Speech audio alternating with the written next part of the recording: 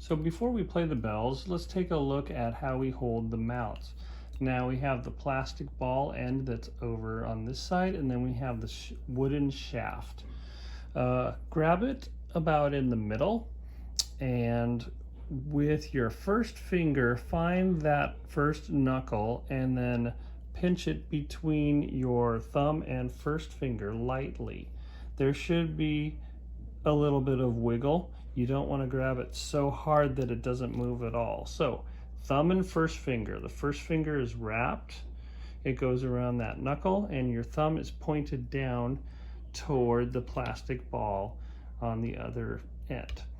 We play it with the back of our hand up, and you want to match your left hand and your right hand exactly the same.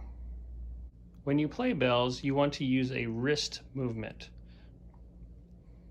All you have to do is bounce using your wrist.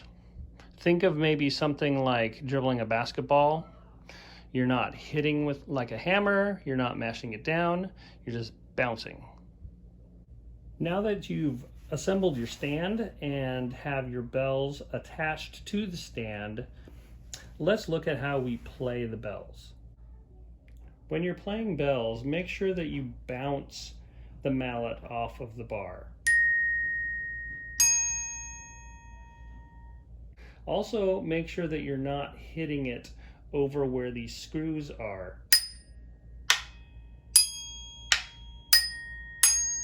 Also, please make sure that you are not pressing the mallet against the bar. We want the bar to ring. So bounce it off lightly and make sure that the mallet only touches the bar for a split second.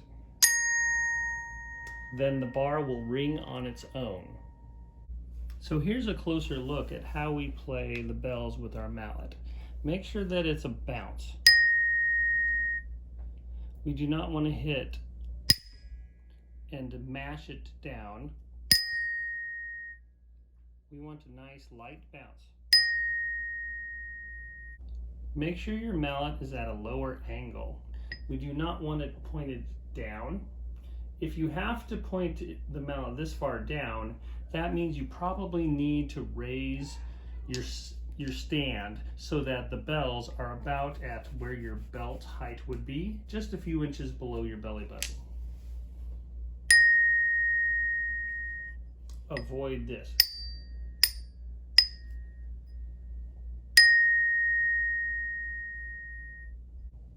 So how do we play a rest on bells? If we simply play a note, it will continue ringing until the vibrations stop.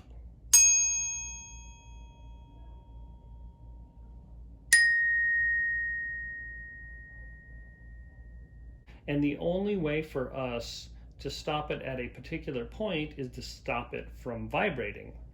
Now, the best way to do that is using your fingers that are not used to hold the mallet.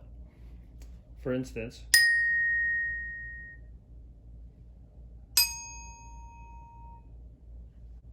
one thing to learn while playing bells is to alternate strokes. Alternate left hand and right hand.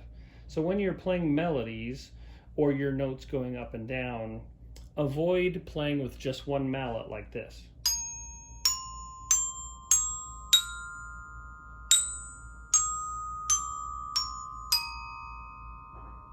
What you want to do is alternate.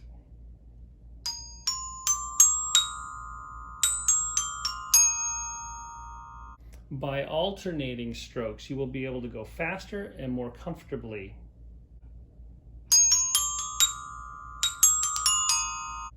When we play one note with the left hand and the same letter name note with our right hand, that is called an octave. For this example, B flat is in the left hand and B flat is in the right hand.